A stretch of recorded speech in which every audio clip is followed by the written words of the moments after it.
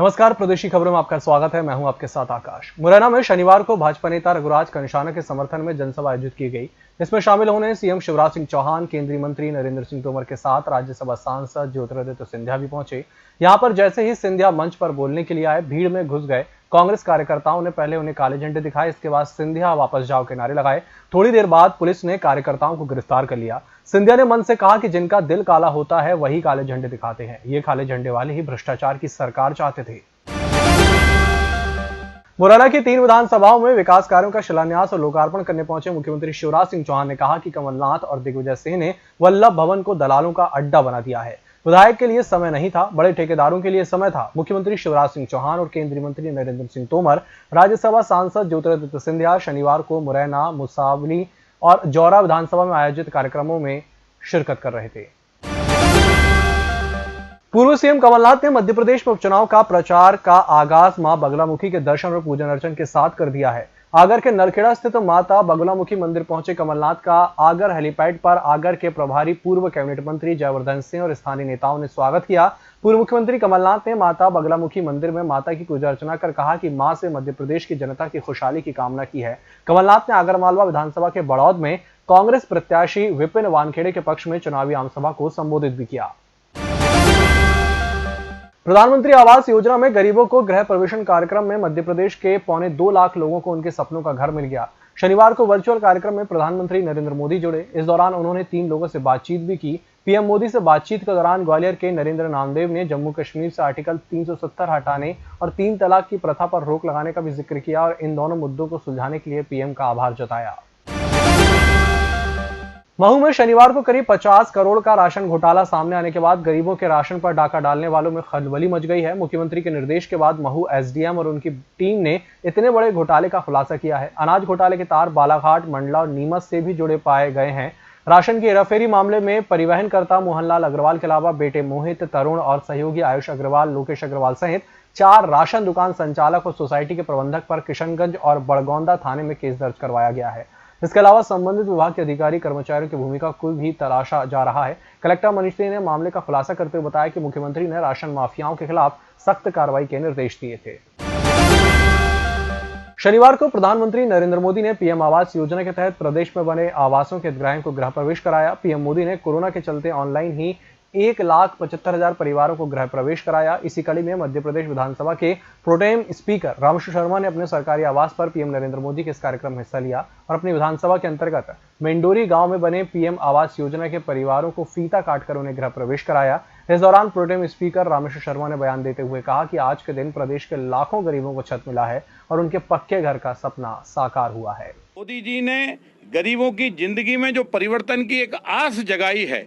कभी गरीब ने कल्पना नहीं की थी कि वो बारिश में जाता था, लकड़ी बीनता था, गीली लकड़ी लाता था, आंखों में आंसू आते थे, बच्चों को कच्ची पक्की रोटी खिलाता था। गैस के चूल्हे का सपना नहीं था, गैस के चूल्हे का सपना दिया। कभी पक्की छत के गरीब के बारे में सोचा नहीं था कि पक्की छत उसको भी नसीब होगी।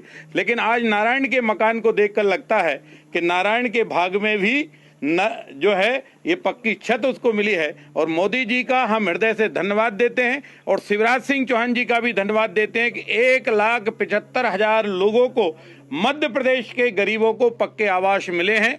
भगवान इस आवास की कल्पना को हर गरीब के घर तक पहुंचाए, उसका गरीब का हर पक्का मकान हो, गैस का चूल्हा हो, बच्चों को पढ़ने की शिक्षा की व्यवस्था हो, स्वास्थ्य की चिकित्सा की आयुष्मान व्यवस्था हो। मैं मोदी जी को, शिवराज जी को हृदय से धन्यवाद देता हूं। राजधानी भोपाल में सब कुछ खुलने के बाद कोरोना का संक्रमण भी बेकाबू हो गया है। कोरोना संक्रमण अब हर गली मोहल्ले में फैल चुका है। यहां एक सप्ताह में दूसरी बार 265 नए पॉजिटिव मरीज मिले हैं। शनिवार को सुबह वित्त मंत्री जगदीश देवड़ा के ओएसडी सतीश चंद्र दुबे की कोरोना से मौत हो गई। वह चौराही अस्पताल में भर्ती थे। इसकी पुष्टि स्वास्थ्य अधिकारियों ने की। वहीं बसपा विधायक रामबाई की रिपोर्ट पॉजिटिव आई है। इंदौर में शुक्रवार रात कोरोना ब्लास्ट हुआ। पहली बार एक दिन में 350 मरीज सामने आए। रिपोर्ट के अनुसार 341 नए मरीज मिले, वहीं 7 की मौत भी हुई। लगातार बढ़ रहे एक्टिव मरीजों ने प्रशासन की चिंता बढ़ा दी है। अभी 4,776 मरीज हैं जिनका अलग अलग अस्पतालों में इलाज चल रहा है। कुछ होम आइसोलेशन में भी हैं। इसी के साथ बुलेटिन वक्त चला छोटे से ब्रेक का, जल्द हाजिर होंगे। होटल गौरीश्री भोपाल शहर के बीचों बीच स्थित ठहरने की सर्व सुविधा युक्त जगह है। Room available in affordable prices. और facilities free wifi, AC, TV, parking, security, lift, full sanitised room, toiletry kit. Hotel Gaurishi, hall number 8, Chittor complex, MP Nagar, zone 1, Bhopal. Phone number 7898128620। Indore में बढ़ रही कोरोना महामारी को लेकर भाजपा महासचिव कैलाश विजयवर्गीय ने शनिवार को रेसिडेंसी कोठी में व्यापारियों से बात की। विजयवर्गीय ने कहा कि लॉकडाउन करना, दुकानें बंद करना अब इसकी आवश्यकता नहीं है, जरूरी है तो जागरूकता की। हमें इस प्रकार से माइंड को सेट करना होगा कि कोरोना भी रहेगा और हम भी रहेंगे, इसलिए प्रोटोकॉल का पालन करें। इस दौरान उन्होंने कमलनाथ पर जमकर हमला बोला। कहा, कमलनाथ ने 15 महीनों में इतने मुद्दे दिए हैं कि एक विधानसभा में 50-50 हजार वोट से हारेंगे। वे ना तो अच्छे प्रशासक है, ना ही अच्छे वक्ता, समाज में उनका कोई असर नहीं है। राष्ट्रीय पात्रता और प्रवेश परीक्षा नीट रविवार को भोपाल के 26 परीक्षा केंद्रों में होगी। परीक्षा में करीब 10,000 परीक्षार्थी बैठेंगे। इसके लिए प्रशासनिक स्तर पर सभी तैयारियां पूरी कर ली गई हैं। राजधानी से बाहर के जिलों से करीब 2,000 अभ्यर्थी परीक्षा देने आएंगे। वहीं भोपाल से करीब 7-8 हजार छात्र नीट की परीक्षा में बैठेंगे। परीक्षा 1-2 से 5 बजे की एक ही शिफ्ट में कराई जाएगी। कोरोना को देखते हुए परीक्षा शुरू होने से 2 घंटे पहले विद्यार्थियों को 12 बजे रिपोर्टिंग करनी होगी। पूर्व मुख्यमंत्री और राज्यसभा सांसद दिग्विजय सिंह ने आज दतिया के पीताम्बरा पीठ में पीताम्बरा माई के सापत्नीक दर्शन किए। उन्होंने मंदिर प्रांगण में स्थापित देवी देवताओं के श्रद्धापूर्वक दर्शन किए। इस अवसर पर दतिया महाराज और सेवड़ा विधायक घनश्याम सिंह विशेष रूप से उपस्थित थे। उपचुनाव में मध्य प्रदेश की सबसे हॉट सीट सांवेर से कांग्रेस भाजपा दोनों ओर से जुबानी तीर चलाए जा रहे हैं। कांग्रेस उम्मीदवार प्रेमचंद गुड्डू ने कलश यात्रा निकालने वालों पर निशाना साधा है। उन्होंने कहा कि मैं मानता हूं कि श्राद्ध पक्ष में जिन्होंने कलश यात्रा निकाली उनका ही श्राद्ध होना चाहिए। दिग्विजय सिंह का कद कांग्रेस की सियासत में एक बार फिर से बढ़ गया है, जबकि प्रदेश के किसी दूसरे नेता को इसमें शामिल नहीं किया गया है। मध्य प्रदेश में 15 साल बाद मिली सत्ता को महज 15 महीने में गंवाने के बावजूद कांग्रेस की सेंट्रल वर्किंग कमेटी में प्रदेश के नेताओं को जगह नहीं मिली है। पार्टी ने शुक्रवार को नई कमेटी में मध्य प्रदेश से केवल दिग्विजय सिंह को स्थायी सदस्य बनाया है।